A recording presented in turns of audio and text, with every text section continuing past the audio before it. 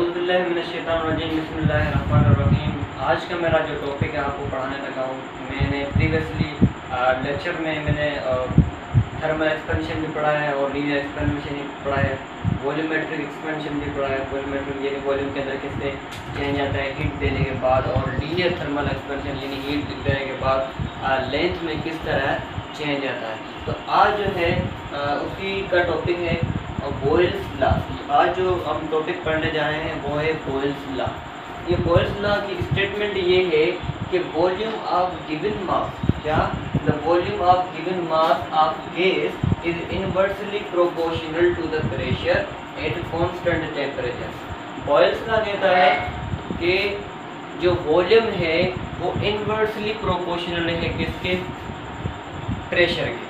अगर हम प्रेशर बढ़ाएं तो वॉल्यूम कम होगा, अगर हम वॉल्यूम बढ़ाएं तो प्रेशर कम होगा। यहाँ पे स्टेटमेंट का मतलब यही है कि अगर हम वॉल्यूम बढ़ाएं तो प्रेशर कम होगा, और अगर हम प्रेशर बढ़ाएं तो वॉल्यूम कम होगा, बढ़ेगा। तो यहाँ देखिए, अच्छा आगे भी कह रहा है कि the volume of given mass of gas is inversely proportional to the pressure at a constant temperature. मगर शर्त ये है, ये कब होगा, जब टेम्परेचर हम कांस्टेंट रखेंगे। क्या रखेंगे? कांस्टेंट रखेंगे। अब जैसे हम वॉल्यूम बढ़ाएंगे तो जो प्रेशर होगा वो कम होगा, या हम कह सकते हैं अगर हम प्रेशर बढ़ाएंगे तो वॉल्यूम क्या होगा, उनके अंदर डिक्रीज पैदा होगा, यानी डिक्रीज होगा, उसका वॉल्यूम कम होगा। मगर शर्त ये है वो टेम्परेचर कांस्टेंट हो, कोई भी एक ही टेम्परेचर हो। यहाँ पे इक्वेशन मैंने बनाई है। इक्वेशन क्या है, जो लिखा हुआ है वही उतारा है हमने। Volume is directly inversely proportional to the power. जब हम वॉल्यूम बढ़ाएं तो प्रेशर कम होगा, यही स्टेटमेंट है। और ये स्टेटमेंट में नीचे लिखी है। ये कह रहा है, देखो V, यहाँ पे V का V रखेंगे, और ये कांस्टेंट, ये जो इनवर्सली प्रोपोर्शनल लगा पड़ा है, इसको ख़त्म करने के लिए आपको पता है कि कांस्टेंट लगाते हैं हम। V इज इक्वल टू इस डायरेक्टली प्रोपोर्शनल को हटाकर हमने कांस्टेंट लगा दिया, और ये सेम रखा, यानी 1/P। उसके बाद हमने क्या किया, V यहाँ पे देखो V is equal to constant 1/P। अब देखो P यहाँ पे डिवाइड कर रहा है, जब ये इक्वल की इस साइड आएगा तो इसके साथ क्या करेगा, मल्टीप्लाई करेगा। यहाँ पे देखें V इंटू P, यानी VP आपस में मल्टीप्लाई कर रहे हैं। VP is equal to constant, यहाँ पे अगर बन गया। और एग्जाम्पल देना चाहूँगा आपको कि ये कब, आपको एग्जाम्पल देना चाहता हूँ। यहाँ पे एक मैंने कंटेनर बनाया है। कंटेनर के अंदर दो कंडीशन है। एक कि भाई इसका जो टेम्परेचर है वो तो हमने फिक्स रखा है, 37 ही हमने टेम्परेचर रखा है। मैं यहाँ पे लिख लेता हूँ 37, यानी रूम टेम्परेचर हमने फॉर एग्जांपल यही रखा है। हमने क्या करा कि एक कंटेनर लिया और कंटेनर को फिल कर दिया किसी भी गैसेस से। हमने उस कंटेनर को गैसेस से फिल कर दिया, और उस पर जो प्रेशर लग रहा था, यानी इनिशियल प्रेशर लग रहा था, वो था फॉर एग्जांपल वो था 10 पास्कल। कौन कितना था? 10 पास्कल। जबकि वॉल्यूम जो बना हुआ था गैस के थ्रू, वो जो गैस का जो वॉल्यूम था वो हमारे पास था 7 m³। 7 m³ यहाँ पे था। यहाँ पे लिखा पड़ा है 1, यानी P1, यानी इनिशियल प्रेशर जो हमें लगा रहा था वो 10 पास्कल लग रहा था, और जबकि V1 शो करता है इनिशियल वॉल्यूम, यानी हमारे पास था 7 m³। तो यहाँ पे क्या हो रहा था, ये तो नॉर्मल था, और एक टेम्परेचर पे यानी रूम टेम्परेचर।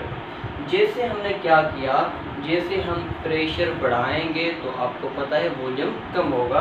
तो जैसे हमने प्रेशर 2 इसको शो करेंगे, अगर एक होती है इनिशियल और दूसरी होती है फाइनल। हमने इनिशियल तो बता दिया कि इनिशियल कितना प्रेशर लग रहा था, और इनिशियली वॉल्यूम कितना था। इनिशियली प्रेशर था हमारे पास 10 पास्कल, और फॉर एग्जांपल जो हमारे पास वॉल्यूम था वो था 7, यानी 7 m³।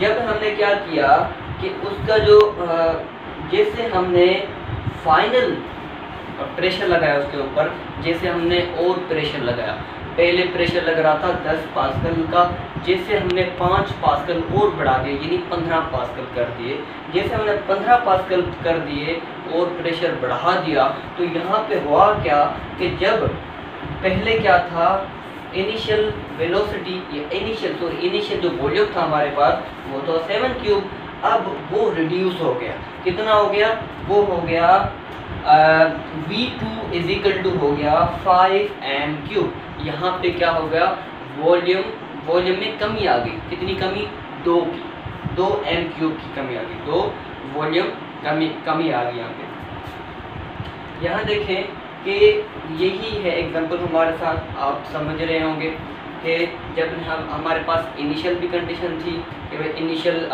जो प्रेशर था, इनिशियल वॉल्यूम था, तो हमने जैसे प्रेशर बढ़ाया वैसे ही हमने क्या किया, जैसे हमने प्रेशर बढ़ाया तो वॉल्यूम के अंदर कमी आ गई, वॉल्यूम रिड्यूस हो गया।